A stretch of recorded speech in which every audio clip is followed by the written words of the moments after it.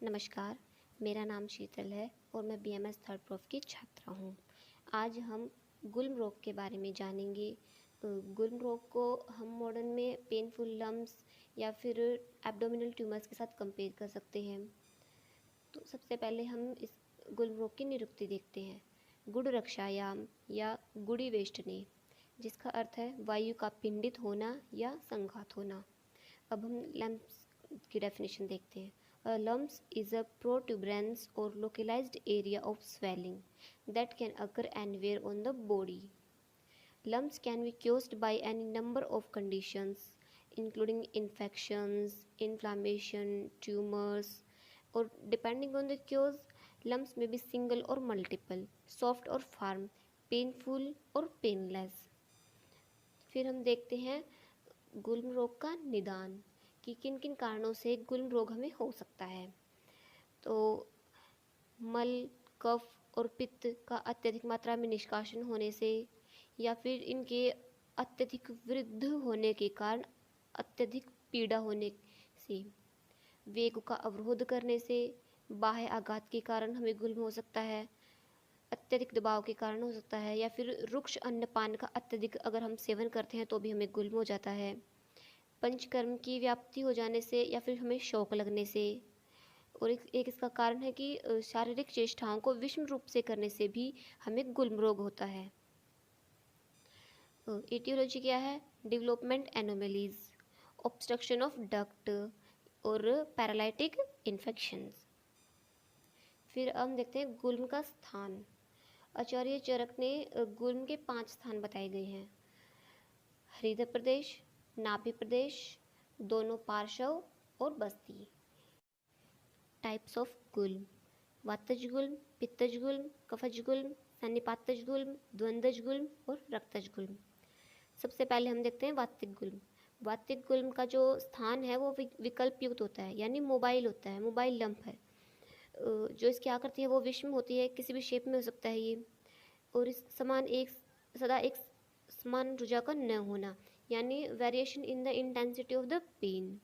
और इसमें क्या होता है कि अपान वायु और मल का अवरोध होता है, मुख और गले में शोष रहता है, यानी ड्राइनेस रहती है माउथ में, और शीत लगकर ज्वर की प्रतीति होती है।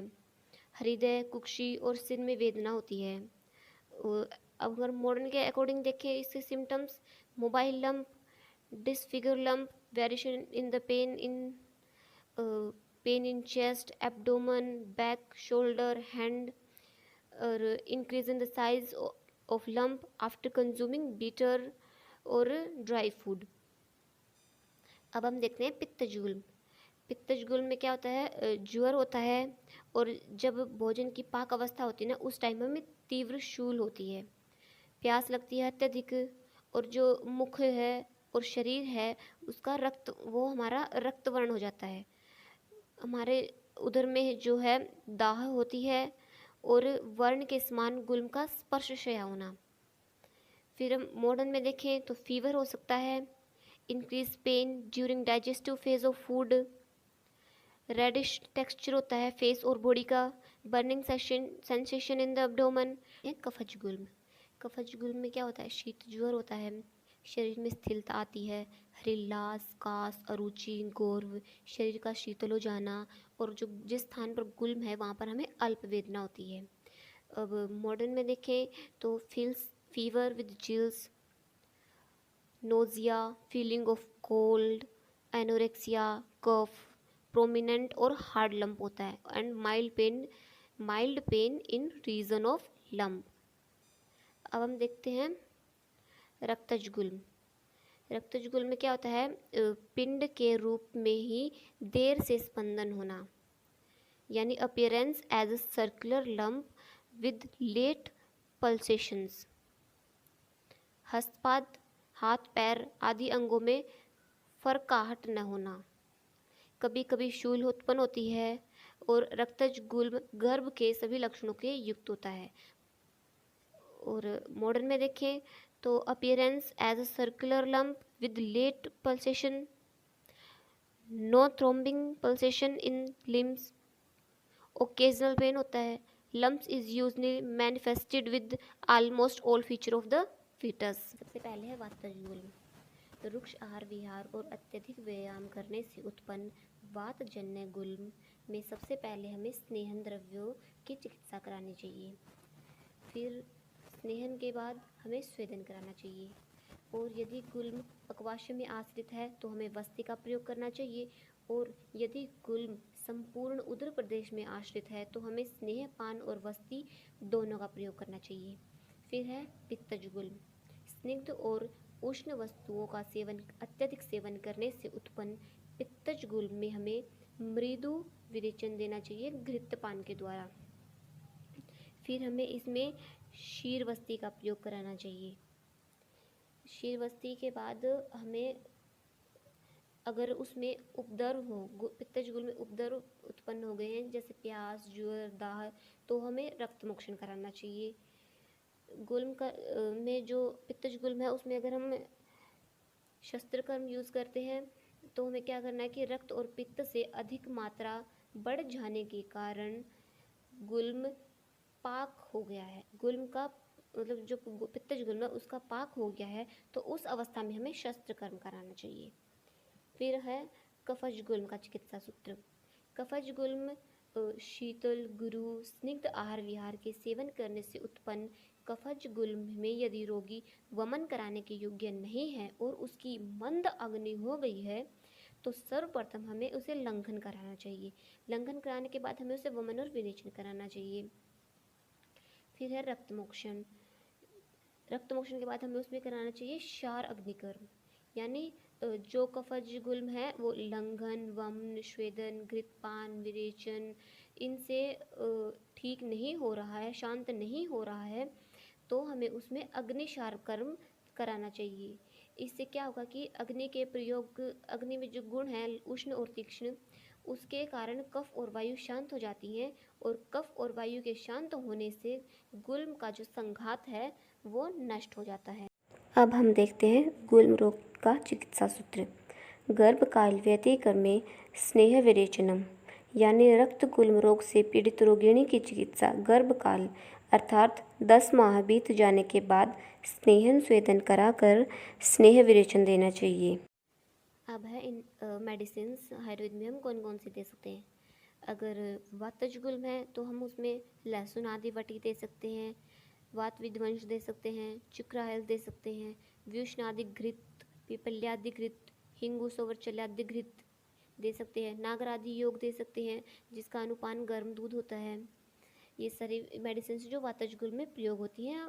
फिर है अगर पित्तज गुल्म है तो हम उसमें परवाल पंचामृत दे सकते हैं, शतावरी पंचमूल क्वाथ दे सकते हैं या फिर शतावरी मंडूर दे सकते हैं, नागर आदि योग दे सकते हैं हम, हिंगवाष्टक चूर्ण या फिर हिंगवाष्टक गुटिका दे सकते हैं गर्म जल के साथ।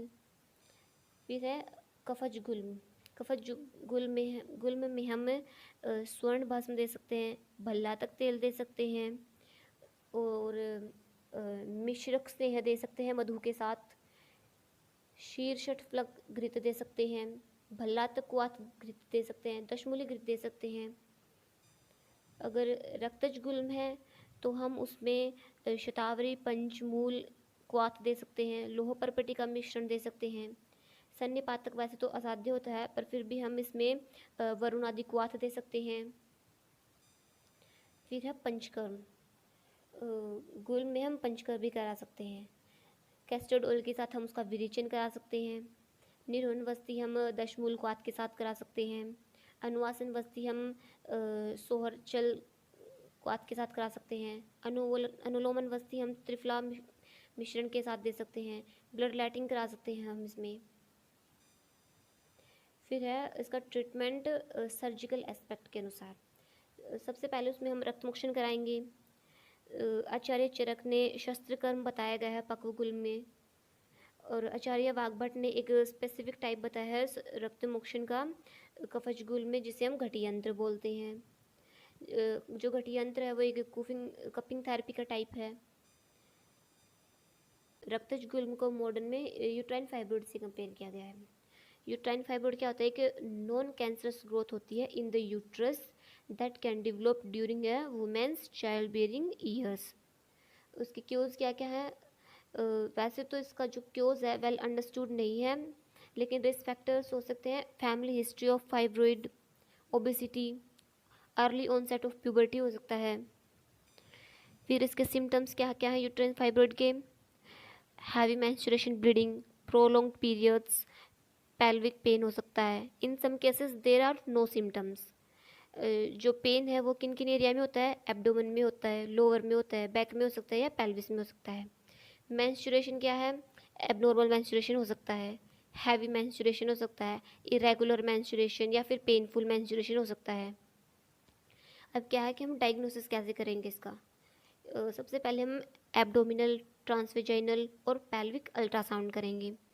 फिर इसमें हम एंडोमेट्रियल बायोप्सी भी कर सकते हैं, हिस्टेरोस्कोपी, हिस्टेरोसल्फिंजियोग्राफी और लेप्रोस्कोपी भी हम कर सकते हैं इसमें।